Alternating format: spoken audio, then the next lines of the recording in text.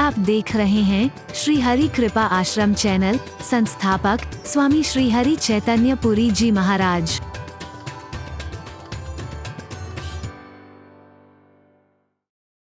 बड़ा हंसते थे, बड़ा मुस्कुराते थे।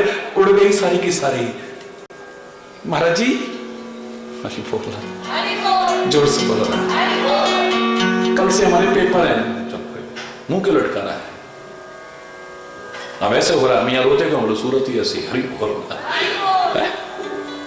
मुस्कुराहट छिन गई आपकी, अब चेहरे का तेज नहीं रहेगा। वो आप गोरे हो, सांवरे हो, काले हो, इसका इतना महत्व नहीं है तुम्हारे रूप के बारे में।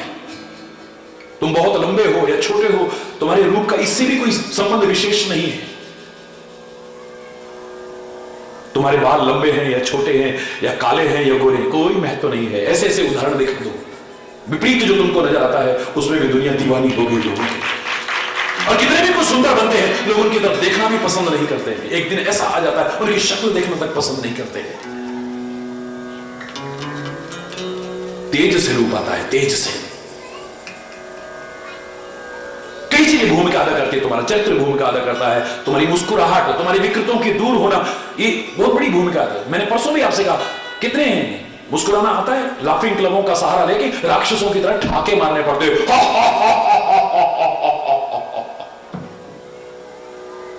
योगा के नाम पर भी एक योगा, हास्य योगा। मुस्कुराहट छिन गई तुम्हारी। कहां है तुम्हारी मुस्कुराहट? मैं चैलेंज करता हूं, 99.99% लोगों को मुस्कुराना नहीं आता है।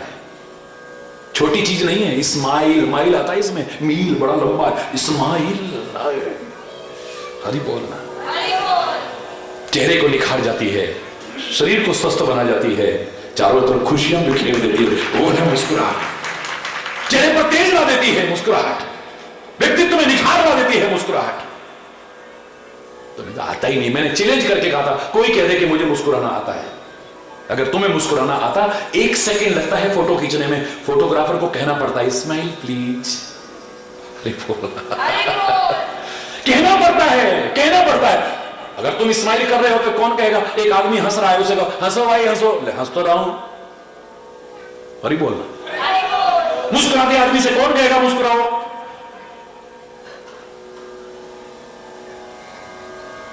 हरि बोल।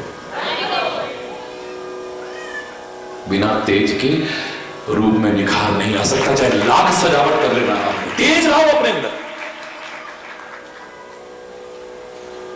शेषकल मन तो बहुत है बोलने का, लेकिन आज यहीं पर अगर कोई गलत शब्द निकला हो उसके लिए क्षमा चाहता हुआ अपनी वाणी को विराम दूंगा।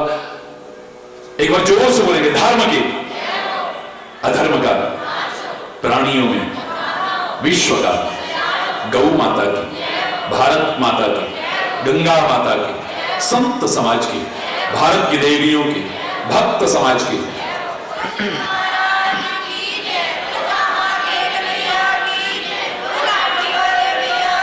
गुरु वृंदावन बिहारी लाल की जय। जय श्री राधे श्याम रमन। हरि बोल, हरि बोल, हरि बोल। ओ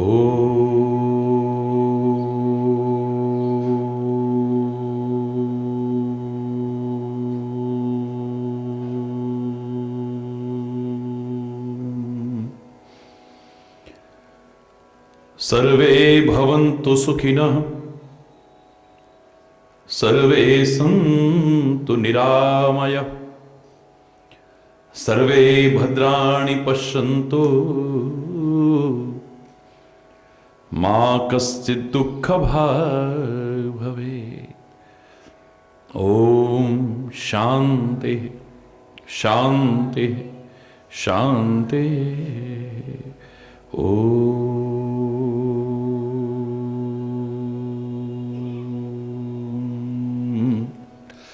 त्वमेव माताश्च पिता त्वमेव, त्वमेव बन्धुश्च सखा त्वमेव, त्वमेव विद्या द्रविणं त्वमेव, त्वमेव सर्वं मम देव देव।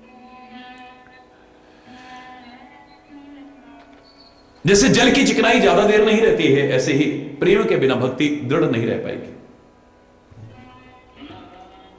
सुख हो, दुख हो, हानि हो, लाभ हो, यश हो, अपयश हो, अनुकूलता हो, प्रतिकूलता हो, हर हाल में परमात्मा का स्मरण वही कर पाएगा जो उससे प्यार करता है। अन्यथा कब उसकी भक्ति दूर हो जाएगी पता भी नहीं चलेगा। अपने ही कर्मों के कारण आया, लेकिन जरा सा कष्ट आया, क्या मिला भगवान का नाम लेके, मेरे साथ ऐसा हो गया, क्या मिला भगवान का नाम लेके, फिर मेरे साथ ऐसा हुआ। प्रेमी नहीं कहेगा, वो कहता है हमें दोनों है पसंद तेरी धूप और छांव, तू जो भी दे, खुशी दे या गम, तेरे प्यार की कसम है मंजूर हमें। दोनों पसंद है। हर हाल में भक्ति वही कर पाएगा जहां प्यार होगा। वहां कष्ट भी फिर कष्ट जैसे नहीं लगते हैं प्यार में। सीता श्री राम से प्यार करती हैं, अवध के सुखों का परित्याग कर देती हैं, जनकपुर के सुखों का परित्याग कर देती हैं, जंगल के कष्टों को भी सहर्ष स्वीकार कर लेती हैं। कैसे संभव हुआ? क्योंकि प्यार करती है वह। दिल दिया है जहां भी देंगे ए वतन तेरे लिए, हर कर्म अपना करेंगे ए वतन तेरे लिए। ये वही कह सकता है जो वतन से प्यार करता हो, वरना कहेगा क्या मिला मुझे, क्या मिला मुझे, मैंने ये किया, मैंने वो किया, मैंने ये किया, मैंने वो, अपने कृतत्व ही गिनाता रहेगा। लेकिन प्रेमी भक्त क्या कहता है?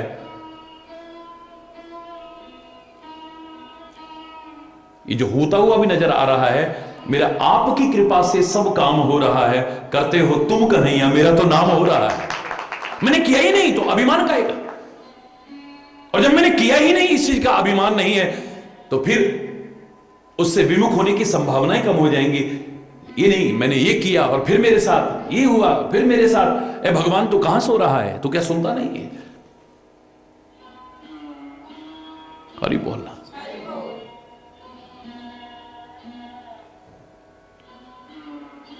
ना यूं घनश्याम तुमको दुख से घबरा करके छोड़ूंगा।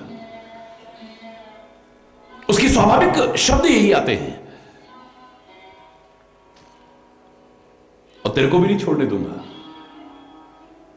अगर था छोड़ना मुझको तो फिर क्यों हाथ पकड़ा था? उसके मन में किंचित मात्र भी कहीं भी आशंका है ही नहीं दूर होने की। तो अपने दिल से भी निकाल करके फेंक दे, तब भी मुझे परवाह नहीं है। वो खुले शब्दों में कहता है, निकाला तुमने अपने दिल के जिस घर से, उसी घर पर अगर दृग बिंदु जिंदा है तो कब्जा करके छोड़ूंगा। अपने दिल रूपी घर से अगर तू निकाल भी दे, मेरे प्यार के आंसू अगर जिंदा है ना मेरे पास, मैं तेरे दिल पर फिर कब्जा करके दिखाऊंगा। हरि बोलना।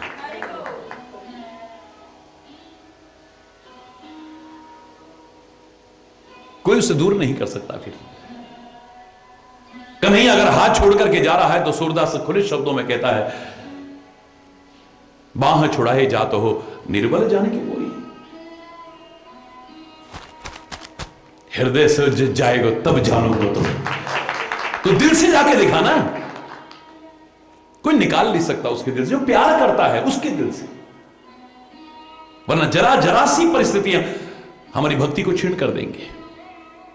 कब भक्ति से विमुख हो जाएगा पता नहीं। शायद इसीलिए चारों प्रकार के भक्तों में ज्ञानी जो परमात्मा से प्यार करता है वही परमात्मा को प्रिय है, विशेष प्रिय है। अर्थार्थी भी परमात्मा का भक्त है जो अपनी मनोकामना मात्र के लिए भगवान का नाम लेता है। मेरी ये इच्छा पूरी हो गई, तेरा नाम लूंगा, मेरी ये इच्छा पूरी हो गई, मैं तीर्थ यात्रा करूंगा, मेरी ये इच्छा पूरी हो गई, मैं दान पुण्य करूंगा, मेरी ये इच्छा पूरी। इच्छा के लिए है, मनोकामना के लिए है, अपने मनोरथ पूर्ण करने के लिए है। मैं नहीं कह रहा वो भक्त नहीं है, ले तो भगवान का ही नाम रहा है ना, लेकिन लाख इच्छा पूरी हो गई, एक ना हुई, भक्ति कब दूर हो जाएगी पता भी नहीं चलेगा।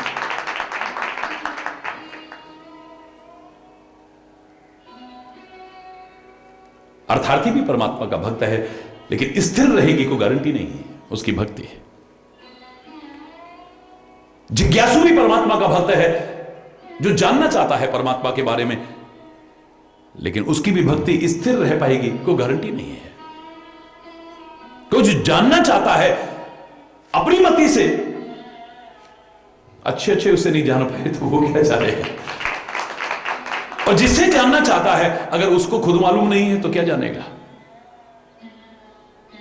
एक व्यक्ति दुर्योधन से जानना चाहे कृष्ण के बारे में, क्या जानेगा। दुशासन से जानना चाहे श्री कृष्ण के बारे में, क्या जानेगा। शकुनी से जानना चाहे, क्या जानेगा। कंस जी तुम तो मामा जी हो भगवान कृष्ण के, तुम तो बहुत जानते होगे कृष्ण के बारे में, बताओ ना हमें, क्या जानेगा उससे। जो थोड़ी बहुत भक्ति है उसे भी कहीं दूर ना कर बैठे, आशंका ये है। जिज्ञासा अच्छी चीज है, शंका नहीं होनी चाहिए, जिज्ञासा होनी चाहिए, लेकिन जिज्ञासा शांत करने वाला भी तो अच्छा होना चाहिए ना। मेरे मन में उपजने वाले प्रश्नों का उत्तर देने वाला भी तो उस योग्य होना चाहिए।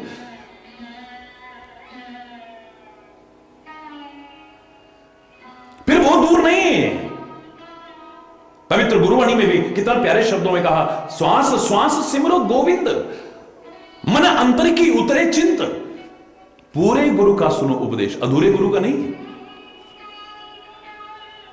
जो खुद ही नहीं जानता। हरि बोल रहा है, जोर से बोल रहा है। पूरे गुरु का सुने उपदेश, पार ब्रह्म निकट कर पेख। फिर परमात्मा भी तेरे से दूर नहीं है, जो अज्ञानता के कारण दूर लग रहा है, दूर नहीं है लेकिन दूर लग रहा है।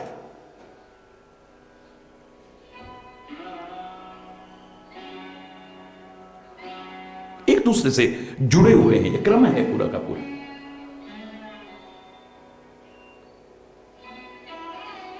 जाने, विश्वास होगा, विश्वास होगा, बार बार मिलने को मन करेगा, लगाव होगा, और लगाव का प्यार में बदल जाएगा, पता भी नहीं चलेगा। तो अर्थार्थी भी भक्त है, लेकिन गारंटी नहीं है कि उसकी भक्ति हमेशा स्थिर रहेगी।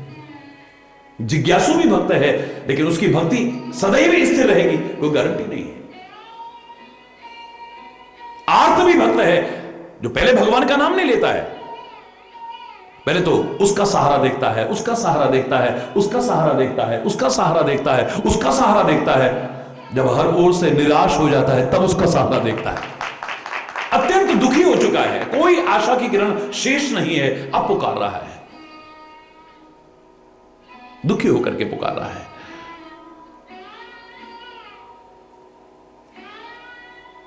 दुख दूर हो गया, भक्ति बढ़ जाएगी। और एक दुख दूर हुआ तो आगे दुख नहीं आएगा, इसकी तो कोई गारंटी नहीं है। संसार का नाम ही दुखालय है। श्री कृष्ण ने अर्जुन से यही कहा था, इस संसार क्या है? दुखालयम अशाश्वतम। आलय मानी घर, दुख का घर है। ये मौत क्यों होती है? नाम ही मृत्यु लोक है। मृत्यु लोक में मृत्यु नहीं होगी तो क्या होगी? लेकिन अध्यात्म तुम्हें ऐसा मार्ग बताता है कि मर करके भी ना मरो, फिर अमर हो जाओ। ऐसा कुछ करके जाओ ना। जन्म के साथ मृत्यु तो अवश्य संभावी है। हरि बोल।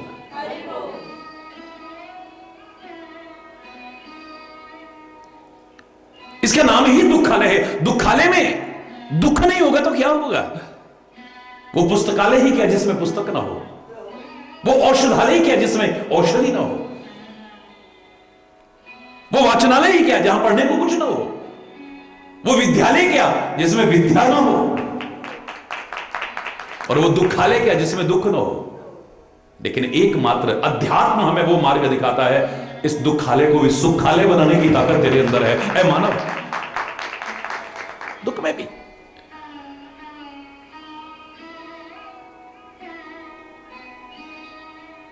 ना हारे व्यक्ति, उसका मनोबल ना टूटे, आत्मबल ना टूटे, आत्मविश्वास ना टूटे। जहां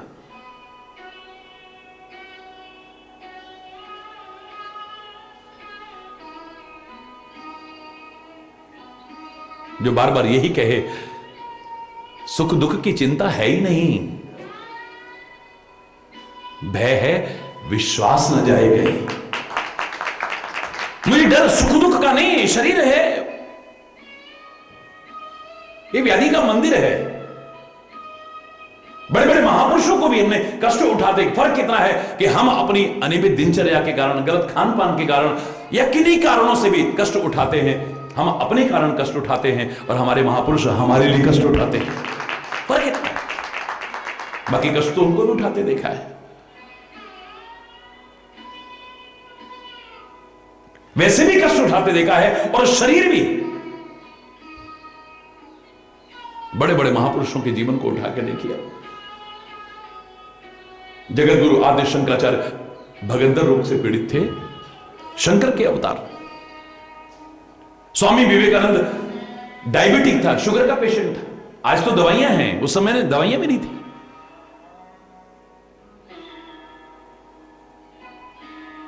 हरि बोल। रामकृष्ण परमहंस गले के कैंसर से पीड़ित थे,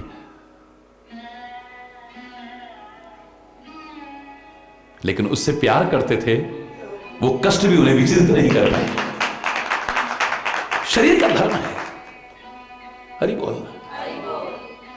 तो नाम ही इसका, श्री कृष्ण कहते हैं हे अर्जुन, इसका नाम ही दुखालय है। दुखालयम अशाश्वतम, ये शाश्वत नहीं है, हमेशा रहने वाला नहीं है। या कुछ भी ऐसा नहीं जो हमेशा के लिए स्थिर होगा। हमेशा के लिए स्थिर नहीं रहने वाला है यहां कुछ। तब चला चली का खेल है यहां। ऐसे में इस दुखालय को सुखालय बना दे तू, और उस जो शाश्वत है उसकी चरण और शरण लेकर के अपने जीवन को भी धन्य कर ले, तो बस ये कर सकता है। अरे तो अर्थार्थी भी भक्त है, और भक्ति स्थिर रहेगी कोई गारंटी नहीं है, गारंटी नहीं है। जिज्ञासु भी भक्त है, लेकिन भक्ति स्थिर रहेगी गारंटी नहीं है। आर्त भी भक्त है, अंत में हार के पुकारता है, दुखी होकर के पुकारता है, जैसे गजराज ने पुकारा था, जैसे द्रौपदी ने पुकारा था। परमात्मा रक्षा करेंगे, लेकिन उसके बाद भी दुख नहीं आएगा, इसकी तो कोई गारंटी नहीं है। भक्ति स्थिर रहेगी, इसकी गारंटी। इसलिए चारों प्रकार के भक्त, चौथा भक्त है ज्ञानी भक्त, जो सब कुछ जानता है परमात्मा के बारे में, उसकी कृपा से जानेंगे। क्योंकि तुम्हारी कृपा तुम ही रघुनंदन, जान ही भगत भगत उरचंदन।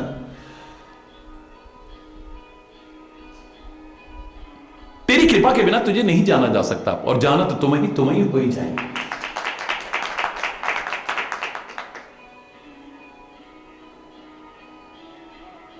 जान लेता है सब कुछ, और जो उसे जान लेता है फिर पूरी तरह मान लेता है और प्यार करता है, फिर उससे अर्पण कर देता है, अपना सर्वस्व अर्पण कर देता है, सहर्ष अर्पण कर देता है।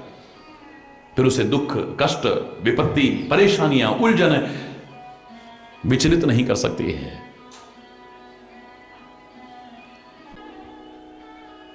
लेकिन चौथा जो भक्त है, जो कहा कि माना कि चारों को आधार तो नाम का ही है, लेकिन ज्ञानी प्रभु विशेष प्यारा। ज्ञानी भक्त परमात्मा को, ज्ञानी नहीं, ज्ञानी भक्त परमात्मा को विशेष प्रिय है। आखिर क्यों? क्योंकि वो सब कुछ जान लेता है, मान लेता है, फिर उससे प्यार करता है, तब उसका स्थिर रहेगा। उसका प्यार कभी खत्म नहीं हो सकता, उसकी भक्ति स्थिर रहेगी, क्योंकि उसमें प्यार है।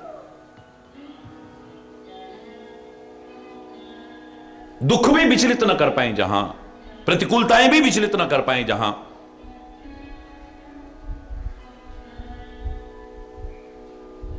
कैसी भी परिस्थिति जहां विचलित न कर पाए, अंगद के पैर की तरह दृढ़ रहे जहां, वो प्रेम में ही हो सकता है। और ज्ञान की पराकाष्ठा प्रेम के साथ ही परिपूर्ण होती है। किसी ने तो ये कहने में संकोच नहीं किया सरल शब्दों में कि पोथी पढ़ पढ़ जगमुआ, पंडित भया न कोई, ढाई आखर प्रेम का पढ़े सो पंडित हो। जहां प्रेम नहीं है तो वो शुष्क ज्ञान, रूखा ज्ञान प्रेम के बिना अधूरा है।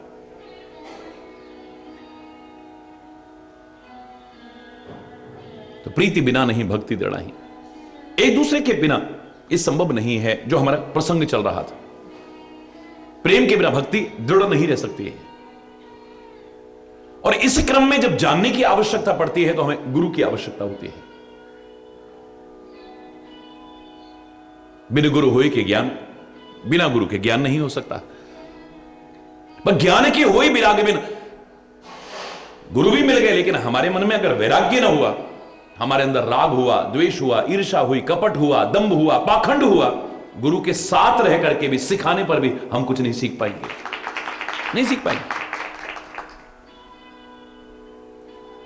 कृष्णम वंदे जगत गुरु, गुरु नहीं जगत गुरु है मेरे परमात्मा श्री कृष्ण। वो सिखाएं और दुर्योधन के समझ में ना आए। वो सिखाएं, धृतराष्ट्र पुत्र मोह में अंधे हो चुके, धृतराष्ट्र को समझ में ना आए। शिशुपाल उनको गालियां देता रहे, शकुनी षड्यंत्र करता रहे, नहीं समझ पाएंगे। रुद्रावतार पवन पुत्र हनुमान जी साक्षात स्वयं समझाने जाएं और रावण के समझ में ना आए। मन में जब तक हमारे राग है, द्वेष है, ईर्ष्या है, कपट है, दंभ है, पाखंड है, छल है, गुरु तो मिले लेकिन ज्ञान नहीं मिल सकता है यार। गुरु मिलना भी उसकी कृपा है, लेकिन कृपा को स्थिर रखना अब हमारे ऊपर निर्भर करता है। आज के जमाने में सच्चा प्यार मिलना कोई मजाक नहीं है। प्यार आपको मिल जाए बहुत मुश्किल है, लेकिन प्यार को बनाए रखना उससे भी ज्यादा मुश्किल है। आज के जमाने में आदमी अपने सम्मान का भूखा, दूसरे को सम्मान देना भूल गया है, बल्कि दूसरे का अपमान करके सम्मान स्थापित करना चाहता है, दूसरे को छोटा दिखा करके अपने आप को बड़ा सिद्ध करना चाहता है, दूसरे को हीन दिखा करके अपने आप को महान दिखाना चाहता है। ऐसे जमाने में आपको कोई सम्मान करे बहुत मुश्किल है। और आपको सम्मान मिले एक बार हो सकता है, पर सम्मान को बनाए रखना उससे भी कहीं मुश्किल है। याद रखना, संबंध मिल सकते हैं लेकिन संबंध बनाए रखना, आज सच्चे संबंध मिलना बहुत मुश्किल है, लेकिन उनको बनाए रखना उससे भी कहीं ज्यादा मुश्किल है। आज सच्चा मान सम्मान मिलना बहुत मुश्किल है, लेकिन उसको बनाए रखना उससे भी ज्यादा। सच्चा दोस्त मिलना बहुत मुश्किल है, लेकिन उसको बनाए रखना उससे भी ज्यादा मुश्किल है। सच्चा प्रेम मिलना बहुत मुश्किल है, लेकिन उस प्रेम को बनाए रखना, हरि बोल, उससे भी कहीं कठिन है।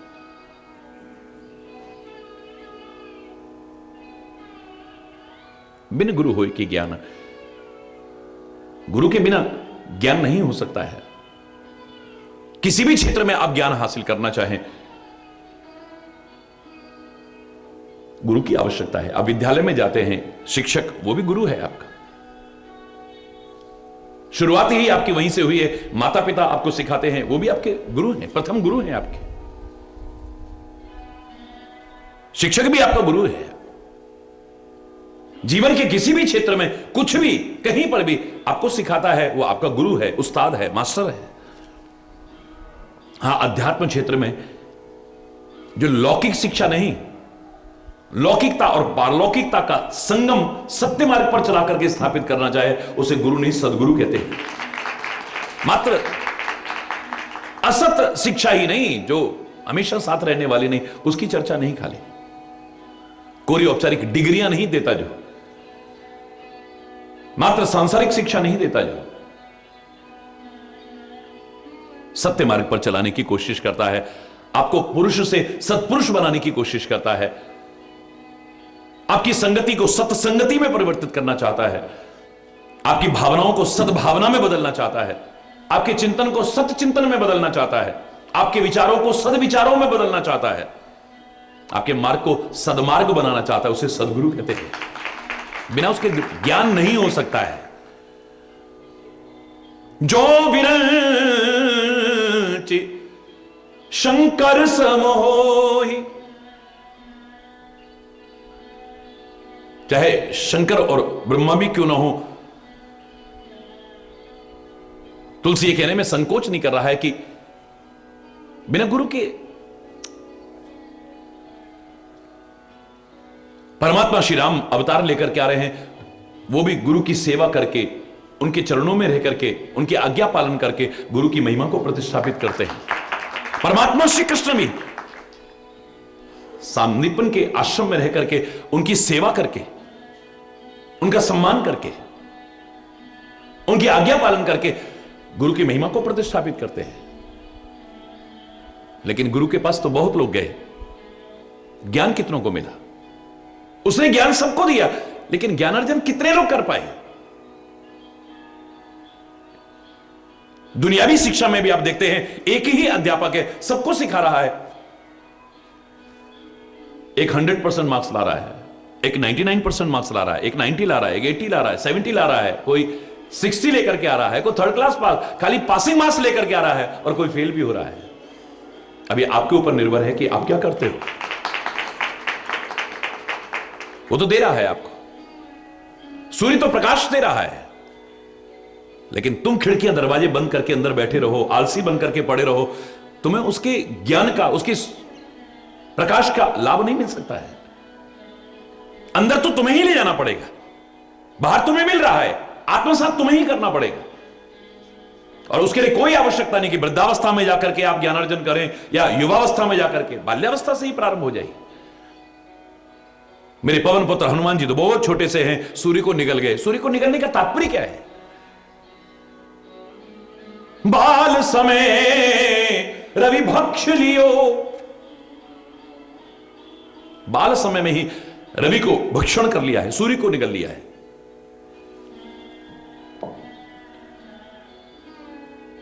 कितने लोग ऐसे हैं जिनके गले ये बात नहीं उतरेगी, सूर्य को खा जाएंगे। हमारे मन में कोई तर्कना नहीं है, लेकिन मुझे सुनने वाले हर तरह के लोग हैं, तो मैं अधूरी बात नहीं कहूंगा, मैं इतना ही कहूंगा कि सूर्य प्रकाश का प्रतीक है।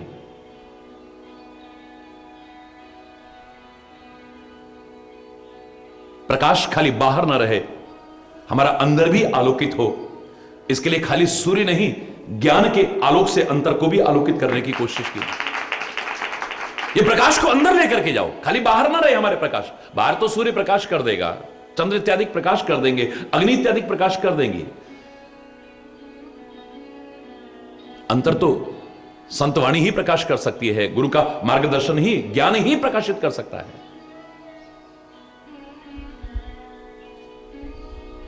गुरु के बिना ज्ञान नहीं है, लेकिन ज्ञान विराग के बिना नहीं है। एक दूसरे के प्रति ईर्ष्या हुई, घृणा हुई, कपट हुआ, छुपाव हुआ, साथ रहकर के भी कुछ नहीं सीख पाओगे। साथ रहकर के भी गुरु रात दिन तुम्हें सिखाए, बंजर भूमि में बीज बोने जैसा रहेगा वो खाली।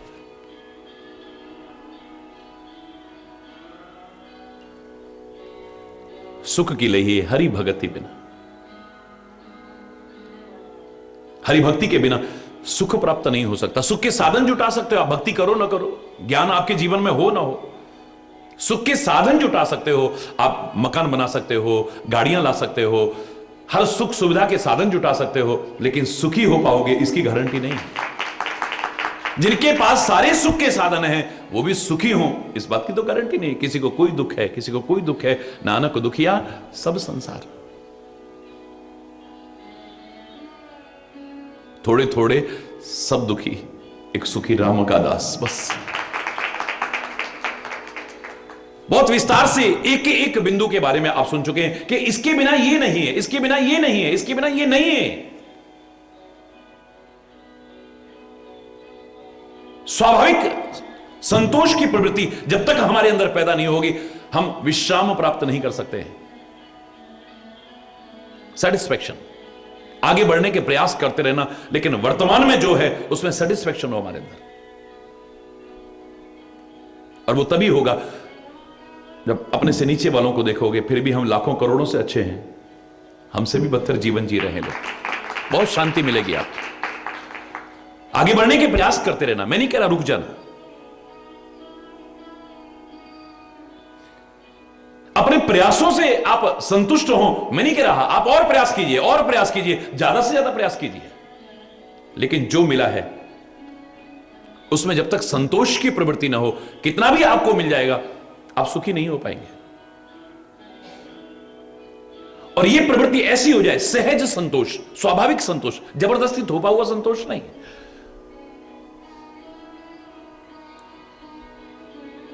बिना संतोष के, स्वाभाविक संतोष के, विश्राम नहीं। मैंने कहा था ना, विश्राम भवन में जाके रह लो, चाहे रेस्ट हाउस में जाकर के, सर्किट हाउस में रह लो, बड़े बड़े आलीशान होटलों में, 5 स्टार 7 स्टार फैसिलिटीज के बीच में रह लो, हिमालय की चोटी पर जाकर के रह लो आप, लेकिन अंदर जलता रहेगा, दावे में कह रहा हूं, कुड़ते रहेंगे आप, शांति नहीं मिलेगी आप। शांति तो अंतर मन में है, बाहर तो ये खाली सहायक बनेगा आपको उस शांति को जागृत कराने में जो अंदर है, लेकिन आपको एहसास नहीं हो पा रहा था। आप मंदिर में जा रहे हैं, सत्संग में जा रहे हैं, गुरुद्वारे में जा रहे हैं, चर्च में जा रहे हैं, मस्जिद में जा रहे हैं, तीर्थ स्थलों पर जा रहे हैं, यहां आकर के आपकी जो सोई हुई शांति है वो जागृत हो जाएगी और उसमें वृद्धि होने की संभावना है, लेकिन मूल आधार तो आपके अंदर में ही है। जिनके अपने अंदर शांति नहीं है वो हिमालय की चोटी पर पहुंच करके भी जलते रहते हैं, कुड़ते रहते हैं। वो उन पवित्र स्थलों पर जाकर के भी, उन उपासना स्थलों पर जाकर के स्वयं तो क्या शांत होंगे, औरों को भी अशांत करने की कोशिश करते हैं, औरों को भी अशांत। जरा देर में लड़ाई झगड़ा हो जाता है। क्यों मंदिरों में, गुरुद्वारों में, मस्जिदों में, चर्चों में बाहर सिक्योरिटी की व्यवस्था क्यों की गई है? क्या आवश्यकता है? जहां सारी दुनिया का रक्षक बैठा हुआ है वहां ये सब लगाने की क्या आवश्यकता है आपको? क्या आवश्यकता है वहां पर सिखाने की आपको, जब सारी दुनिया का मालिक वहां पर बैठा हुआ है? कई बार उन पवित्र स्थलों की शांति को भी भंग कर देते हैं लोग। स्वयं तो अशांत होते हैं, दूसरों को भी अशांत कर देते हैं, दूसरों की शांति भंग कर देते हैं। जब तक अपने अंतर में शांति नहीं, अपने अंतर के आनंद की अनुभूति नहीं, तब तक दुनिया में कहीं भी जीव भटकता रहे उसे शांति और आनंद प्राप्त नहीं हो सकता, कभी भी नहीं हो सकता। जब देखो कहीं पर जाकर मियां रोते क्यों? बोले सूरत ही ऐसी है, हरि बोलना, वो मुंह लटका ही मिलेगा हमेशा। हर एक को आनंद आएगा, हर एक को आनंद आएगा, खिलखिला जाएगा, मगन हो जाएगा, आत्मविभोर हो जाएगा, लेकिन वो नहीं होगा कभी। नकारात्मक सोच बनी हुई है, नकारात्मकता पूरी तरह से कूट कूट के भरी हुई है, नेगेटिविटी इतनी भरी हुई है, वो कहीं पर भी जाकर के संतुष्ट नहीं है। वहां रहेगा तो शांति नहीं, मैं चलूं, यहां आएगा तो भी अशांत। हरि बोलना, जोर से बोलना। कहां मिलेगी ऐसे व्यक्ति को शांति? स्वाभाविक संतुष्टि का भाव जब तक नहीं आएगा, और वो तभी आएगा जब आदमी उसके नाते तो अपनी बहुत बड़ी औकात समझे, उसके नाते से, वरना अपनी हैसियत को ध्यान में रखे। कई बार हमें लगे कि हम तो इस योग्य भी नहीं हैं कि चरणों में भी बैठ पाए। जितना मिल रहा है ये भी उन्हीं की कृपा है। मैं देखता हूं कई बार यहां आकर के भी देखा, उससे तो बात कर रहे, हमसे नहीं कर रहे, उससे तो ये। अपने आप को देखो, तुम किस योग्य हो, फिर तुम्हें जितना मिल रहा है तुम्हें लगेगा कि वो भी बहुत ज्यादा है, मैं तो उतने के भी काबिल नहीं। मैं आ तो गई हूं दर पे तुम्हारे, लेकिन मैं जानती हूं, मैं आ तो गई हूं मगर जानती हूं तेरे दर पे आने के काबिल नहीं हूं। ये तेरी कृपा है जो फिर भी गले लगाता है अभी। कहीं पर भी चले जाइए, जब तक आत्मसंतुष्टि का भाव, विश्राम नहीं मिलेगा आपको, ये दिमाग फिर भी को विश्राम की पाव तात सहज संतोष बिन। काकभूषण जी कहते हैं मेरा अनुभव, और ये खाली मेरा अनुभव नहीं है, सर्वमान्य अकाट्य अनुभव है। दुनिया में कोई भी इसे अनुभूत करने की कोशिश करे उसे सत्य ही नजर आएगा, काट नहीं सकता इसे।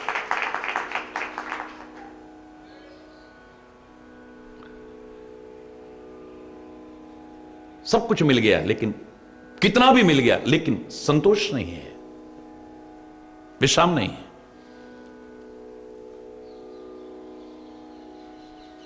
आप करोड़ों यत्न कर करके पच पच के मर जाइए, लेकिन पानी के बिना नाव नहीं चल सकती है।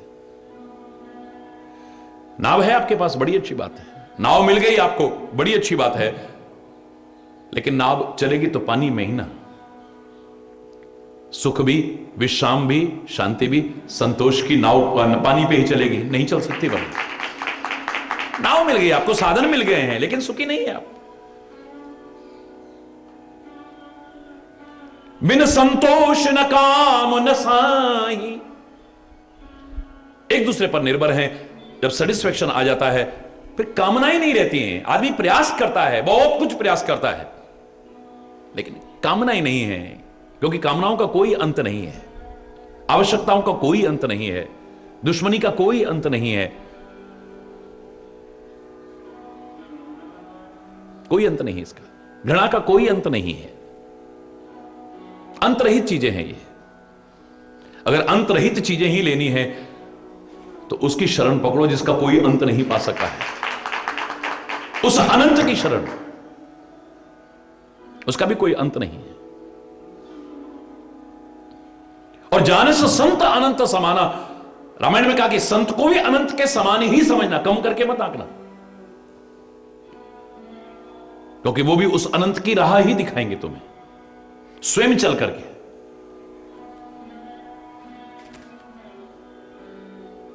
सेटिस्फेक्शन जहां आता है फिर कोई कामना नहीं है। कामना अगर करेगा भी तो शुभ कामना करेगा। आप रोते फिरोगे फलाना सिद्धपीठ है, फलाना जागृत मंदिर है, फलाना ऐसा है, वहां मनोकामना, वो कहते मेरी कोई कामना ही नहीं है। मैं जाऊंगा, सब जगह प्रणाम करूंगा, बड़ी अच्छी बात है, मैं सबका सम्मान करूंगा, बड़ी अच्छी बात है, जहां से अच्छाई मिलेगी लूंगा, बड़ी अच्छी बात है, बाकी मेरे मन में कोई कामना शेष नहीं है। अब क्या मांगू मैं? एक सामान्य व्यक्ति पूछेगा मंदिर में, क्या मांगा तुमने यहां आकर के? पहला प्रश्न ये होता है, तुम हाथ जोड़ के आंखें बंद करके क्या मांग रहे थे? एक भक्त कहेगा, मैं तो उससे उसी को मांग रहा था, बस और कुछ नहीं। तेरी कृपा मिल जाए, तू मिल जाए तो बाकी सब अपने आप मिल जाएगा, और वो ना मिला तो सब कुछ मिल करके भी कुछ नहीं मिला है। अरे बोलना, इशारा तेरी रहमत का अगर एक बार हो जाए तो इस उजड़े हुए गुलशन में गुलो गुलजार हो जाए। तेरी कृपा की एक नजर हो जाए, बस बाकी कुछ नहीं चाहिए। ना सेटिस्फेक्शन आ गया है, अब कोई कामना शेष नहीं है, क्योंकि कामनाओं का कोई अंत नहीं। 1000 कामना पूरी हो गई, एक ना पूरी हुई तो भी आदमी दुखी रहेगा।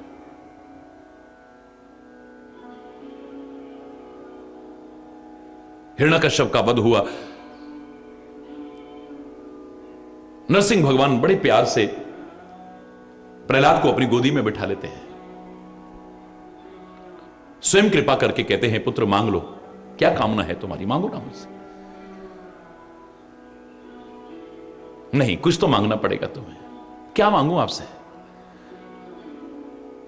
न तो हम कामये राज्यम, मैं आपसे राज्य भी नहीं मांग, वो तो वैसे भी राजा बन गया, पिता की मृत्यु के बाद में मेरा अधिकार है, वो तो सिंहासन पर बैठ ही जाऊंगा मैं। क्या मांगू आपसे? सब कुछ तो आपने दे दिया। न स्वर्गम, स्वर्ग भी नहीं चाहिए मुझे, न पुनर्भवम, मुक्ति भी नहीं चाहिए मुझे। मैं मुक्त नहीं होना चाहता, मैं तो बार बार आना चाहता हूं और तेरी भक्ति करना चाहता हूं। मुक्ति भी नहीं चाहिए मुझे, जन्म मरण के बंधन से मुक्त भी नहीं होना चाहता हूं। अर्थ न धर्म न काम रुचि, गति न चहो निर्वाण, जन्म जन्म रति राम पद, यह वरदान न आन। भक्ति की कामना यही है। न तो हम कामये राज्यम न स्वर्गम न पुनर्भवम, कुछ तो तुम्हें लेना पड़ेगा पुत्र, मांगो क्या कामना है तुम्हारी। मेरी कामना ही नहीं कुछ भी नहीं, कोई तो कामना होगी। एक है कामये दुख तप्तानाम प्राणिनाम आरती नाशनम। आप कह ही रहे हो तो एक कामना उपज गई है मेरे मन में। आपके बहुत बार कहने पर एक कामना पैदा हुई है कि क्या कामना पैदा हुई? बोले संसार के जो दुखी पीड़ित लोग हैं ना, इनके दुख दूर हो जाए बस। कामना करेगा वो, लेकिन अब शुभ कामना करेगा, मंगलमय कामना करेगा, अपने लिए कामना नहीं रहेगी बाकी। उसके दिल से आवाज भी आएगी तो अपने लिए नहीं आएगी। अब सुखी बसे संसार सब, दुखिया रहे न कोई, यह अभिलाषा है प्रभु मेरी कामना भी यही है, बस अभिलाषा यही है, चाहना यही है, इसके अलावा कुछ नहीं है।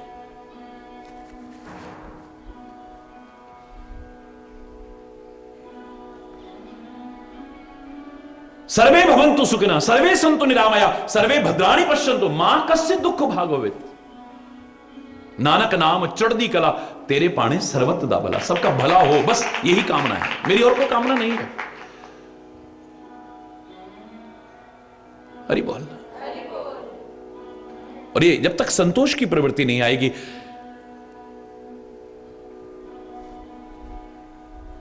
ये नहीं मिल सकता है। बिन संतोष न काम न साही, और काम अछत सुख सपन्यू नाही। और जब तक कामनाओं का नाश नहीं होगा, प्रत्यक्ष में तो क्या स्वप्न में भी सुख प्राप्त नहीं हो सकता है, याद रखना, स्वप्न में भी नहीं हो सकता। वही सोचते सोचते आदमी सोएगा और फिर सपने में वही दिखेगा, उसमें भी परेशान रहेगा, देखा मेरे पास ये कमी है, ये कैसे पूरी होगी। सपने भी उसी तरह के दिखाई देंगे। बस स्वप्न क्या है? सारा दिन जो हम विचार करते हैं, सारा दिन जो वार्तालाप करते हैं, सारा दिन जो हमारे दिमाग में चलता है, कई बार वो स्वप्न के रूप में हमें दिखाई दे जाता है।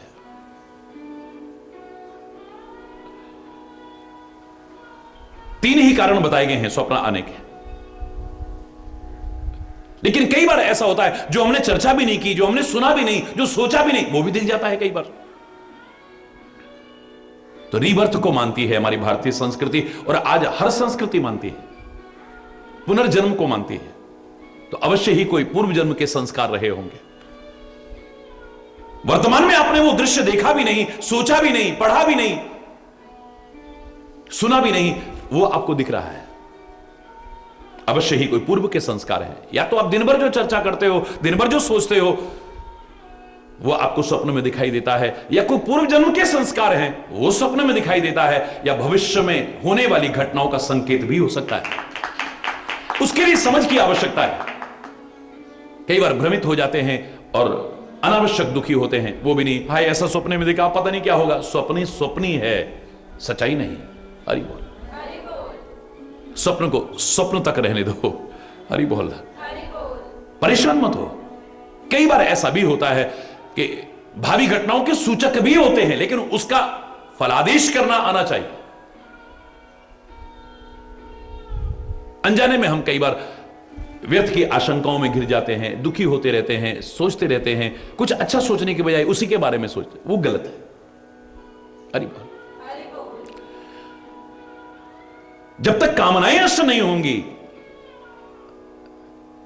प्रत्यक्ष तो क्या स्वप्नों में भी आदमी को सुख नहीं मिल सकता, इतना याद रखना। कोई ना कोई कामना शेष है तुम्हारी, उसी बारे में ही आपका चलता रहेगा चिंतन।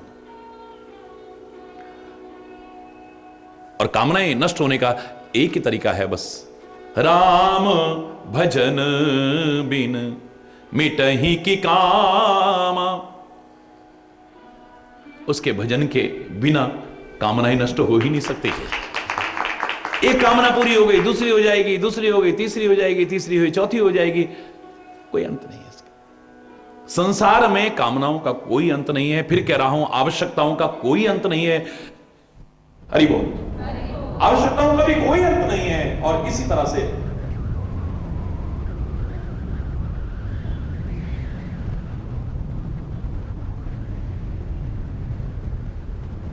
अंत नहीं, कोई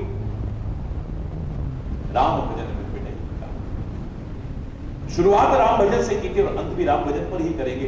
इन सारे में कितना भी घूम लीजिए, सब एक दूसरे से जुड़े हुए हैं, लेकिन परमात्मा के भजन के बिना हमें शांति और विश्राम नहीं मिल सकता। ये अलग है, सब कुछ पा सकते हैं। और इसलिए मैं बार बार कहा करता हूं कि जीवन में अगर सच्चा सुख, सच्चा आनंद, सच्ची शांति पाना चाहते हो तो मात्र कर्म मत करो, कर्म के साथ ज्ञान और भक्ति का समन्वय स्थापित करो, फिर देखो क्या मिलता है। कर्म करो, विचार पूर्वक करो, यानी कर्म के साथ ज्ञान, विचार, विवेक। मात्र कर्म नहीं, चाहे जो कर्म नहीं, चाहे जैसा कर्म नहीं, वरना बिना विचारे जो करे सो पाछे पछताए। काम बिगाड़े आपनो जग में होता जाए, फिर बाद में पछताएगा, हाय मुझे ऐसा कर्म क्यों हो गया, मुझसे ऐसा क्यों हो गया, ये मुझसे गलती हो गई।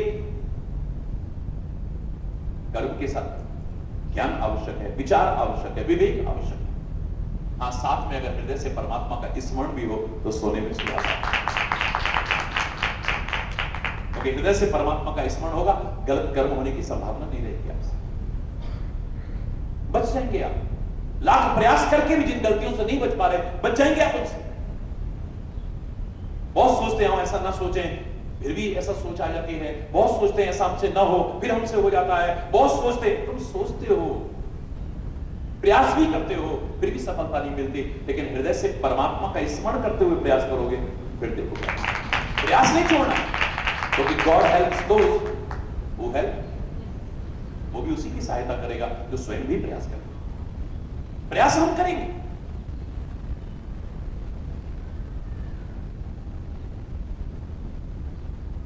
लेकिन तेरी कृपा के बिना जो वांछित सफलता है, जिससे अभी तक वंचित हैं हम, वो प्राप्त नहीं हो सकती।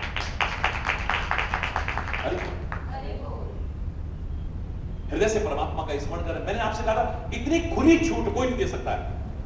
इस संसार रूपी नगर में प्रवेश करके सब काम करो, दुनिया का कोई भी विचार खुली छूट नहीं दे सकता है। लेकिन रामायण ने खुली छूट दी, प्रवस्य नगर कीजिए सब काज। अब सब काज में तो अच्छे काज भी आ जाते हैं, बुरे काज भी आ जाते हैं, अच्छे कर्म भी आते हैं, बुरे कर्म भी आते हैं, सब काम करो, इतनी खुली छूट। संसार रूपी नगर में प्रवेश करके सब कार्य करो, हरि बोल, हरि बोल। लेकिन उसने एक शर्त लगा दी, उसे मत छोड़ दे। प्रवस्य नगर कीजिए सब काजा, पर हृदय राखी कौशल पूर्वक। हृदय में परमात्मा का स्मरण करते हुए करना। इससे क्या हो जाएगा? बोले खाली मुख से जो परमात्मा का नाम लेंगे, उनसे गलत होने की संभावना हो सकती है। तभी कहावत भी बनाई थी, मुंह में राम बगल में छुरी, लेकिन दिल में राम बगल में छुरी ना किसी ने बनाई, ना कोई बना रहा है, ना कोई बना पाएगा। चैलेंज करके कह रहा, क्योंकि हृदय से जहां स्मरण है वहां गलत होने की संभावना रहेगी।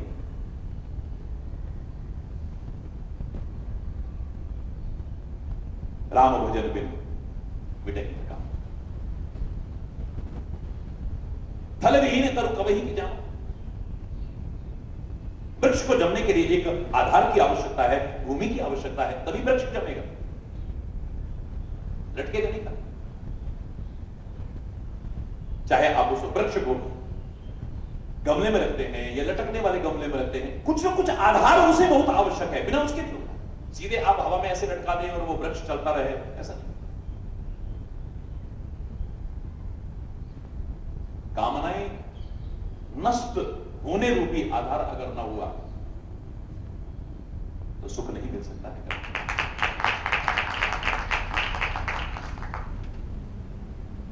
बिन विज्ञान की समता, एक दूसरे के बिना ऐसा हो ही नहीं सकता। एक आपस में समत्व का भाव, एकत्व का भाव हमारे अंदर कब पैदा होगा? जब आत्मज्ञान होगा, तत्व ज्ञान होगा। बिना तत्व ज्ञान हुए समता का भाव नहीं आ सकता है। एक दूसरे पर निर्भर है, एक दूसरे के बिना इनकी संभावना ही नहीं। ये सारा प्रसंग यही चल रहा है। तत्व ज्ञान जब हम करेंगे तब हमें पता लगेगा तत्वतः तो हम सब एक हैं। पर कितना हो सकता है? कोई अंगूठी है, कोई कड़ा है, कोई चूड़ियां हैं, कोई हार है, कोई कुंडल है, कोई नथ है, लेकिन है तो सब सोना ही सोना। तत्वतः सब एक है, पर कितना है? अपनी अपनी स्थिति के अनुसार जब तक उस रूप में वो हैं, उनकी जगह सुनिश्चित कर दी गई है।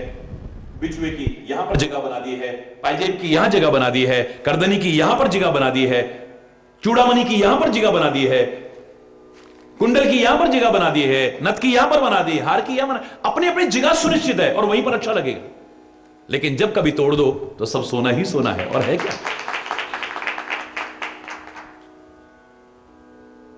आत्मवत सर्वभूतेषु, भगवान कृष्ण कहते कैसे देखे? आत्मवत, यानी तत्वतः देखोगे तो समत्व का भाव आएगा, हमें लगेगा कि सब एक ही तो हैं। फिर किसको कष्ट पहुंचाएं, किसको पीड़ा पहुंचाएं? अपने आप को।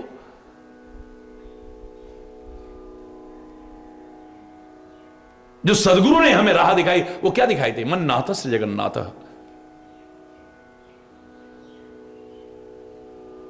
मेरा जो इष्ट है सारे संसार का इष्ट है, ये बहस करने के लिए नहीं। हर एक को कहा है तेरा जो इष्ट है वो सबसे ऊपर है, मेरा जो इष्ट है वो सबसे ऊपर है, तेरा जो इष्ट है वो सबसे ऊपर है, मेरा इष्ट सबसे ऊपर है। ये अंतर में भाव रखोगे, भक्ति और बढ़ती चली जाएगी, प्यार बढ़ता चला जाएगा सबसे। मुझे और कहीं जाने की आवश्यकता नहीं है, और कहीं नक रगड़ने की आवश्यकता नहीं है। मैं सम्मान फिर भी सबका करूंगा, लेकिन जो मुझे मिलना है मेरे इष्ट से मिल जाएगा। मुझे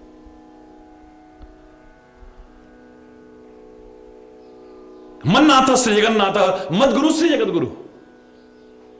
मेरा गुरु जगत गुरु है, कोई सामान्य गुरु नहीं है। कोई आवश्यक नहीं उसके साथ श्री श्री 100 लगा हो, 1008 लगा हो, जगत गुरु लगा हो, जगदाचार्य लगा हो, जगत गुरु आद्य शंकराचार्य लगा हो। मेरा गुरु सर्वोपरि है, इतना है जो मेरे गुरु है। मन नाथ से जगन्नाथ, मद गुरु से जगत गुरु, ममात्मा सर्वभूतात्मा। मेरी आत्मा ही सबके अंदर विराजमान है। तस्मै श्री गुरुवे नमः। जो ये राह हमें दिखा दे, परिपक्वता हमारे अंदर ला दे, उस गुरु के चरणों में प्रणाम करते हैं। जब तत्वतः सब एक हैं, चाहे वो हाथी हो, चाहे वेल मछली हो, चाहे कीड़े मकोड़े हो, चाहे मानव हो, चाहे दानव हो, चाहे कोई भी क्यों ना हो, तत्वतः सब एक है। बाप हमारा सबका, मालिक हमारा सबका एक है, अलग अलग हो ही नहीं सकता है।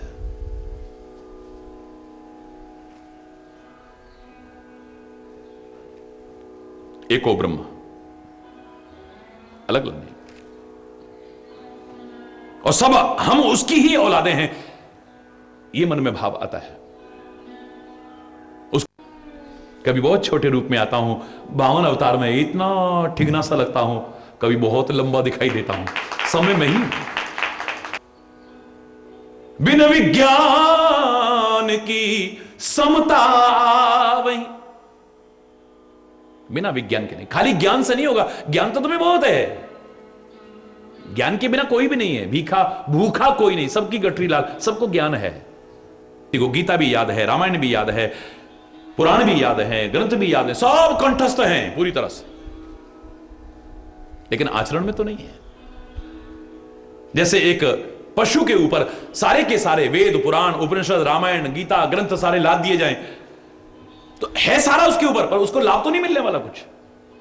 फर्क इतना है, उसकी पीठ पर लादा है, हम अपने दिमाग पे लाद के चल रहे हैं। आचरण में आएगा तब लाभ मिलेगा, वरना नहीं। मैं देव की बात नहीं कर रहा, मैं देवादिदेव महादेव की बात कर रहा हूं। उसके परिवार में कितनी विषमता है, इतनी विषमता, इतनी विविधता, फिर भी एक होकर के रहते हैं। आखिर कारण क्या है? इतनी विषमता कहीं दुनिया में हो, कभी शांति रह ही नहीं सकती है, आपस में मेलजोल रह ही नहीं सकता, प्यार रह ही नहीं सकता है। कई बार मैंने कहा ना, उनके रूप आपस में मिलते हैं। भगवान गणेश का देखे तो हाथी जैसा मुख है, लंबे दांत है, लंबी सूंड है, मोटा पेट है? 4-4 हाथ हैं। स्वामी कार्तिकेय के 6-6 मुख हैं। दुर्गा की अनेक भुजाएं हैं, पार्वती की। स्वयं भगवान शिव के 5 मुख हैं और 3-3 नेत्र हैं। किसी का भी तो रूप आपस में नहीं। एक परिवार में 4 सदस्य और उनका आपस में कुछ भी नहीं मिलता। न स्वरूप आपस में मिलता है, न वाहन आपस में मिलते हैं। गणेश चूहे पर सवार है, कार्तिकेय मोर पर सवार है, भगवान शिव नंदी बैल पर सवार हैं और पार्वती यानी दुर्गा सिंह पर सवार है। न रूप आपस में मिल रहे हैं, न वाहन आपस में मिल रहे हैं, न खान पान आपस में मिल रहे हैं। गणेश को लड्डू अच्छे लगते हैं, दुर्गा को अनेक प्रकार के पकवानों का भोग लगाया जाता है, भगवान शिव को बेलपत्री इत्यादि अच्छी लगती है। खान पान किसी के आपस में नहीं मिलते। हमारे परिवार में अगर किसी के खान पान न मिले कलेश हो जाएगा। क्या करें, हम तो परेशान हो गए। दाल बनाओ तो ये मुंह बनाने लगते हैं, आलू बनाओ तो इसको अच्छे नहीं लगते, लौकी बनाओ तो इसको बुरी लगती है। क्या क्या बनाए, बाजार में उतनी तो चीज मिलती है, कलेश होगा घर में। हरि बोल। यहां किसी का रूप आपस में नहीं मिलता, किसी का वाहन आपस में नहीं मिलता, किसी का खान पान आपस में नहीं मिलता, यहां तक कि एक दूसरे के कट्टर दुश्मन उस परिवार में मौजूद है। उसी परिवार में सिंह है, उसी परिवार में बैल है, नंदी है। ये कोई जमीन जायदाद की बंटवारे की लड़ाई की दुश्मनी नहीं है, जन्मजात कट्टर शत्रु हैं एक दूसरे के, स्वाभाविक शत्रुता है। उसी परिवार में चूहा भी है और सर्प भी है, एक दूसरे के कट्टर दुश्मन है।